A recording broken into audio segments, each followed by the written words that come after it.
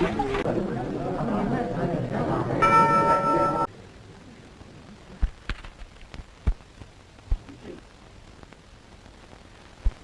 तुम्ही संन्यासाची मुलं.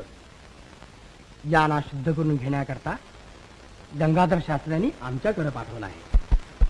तेव्हा ब्रह्मगुंदा आणि धर्मग्रंथांचं अवलोकन करून यांच्या शुद्धीकरणाला शास्त्रात आधार आहे किंवा नाही हे सुचवावं.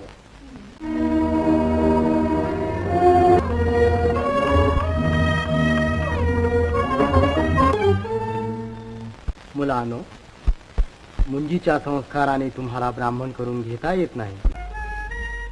वाईट वाटून घेऊ नका. तुमच्या बाबतीत आम्हाला दुसरं काहीच करता येत नाही. का? कारण धर्मशास्त्राप्रमाणे तुम्ही भ्रष्ट आहात. आम्ही भ्रष्ट कसे? संन्यासाची मुलं आहात तुम्ही.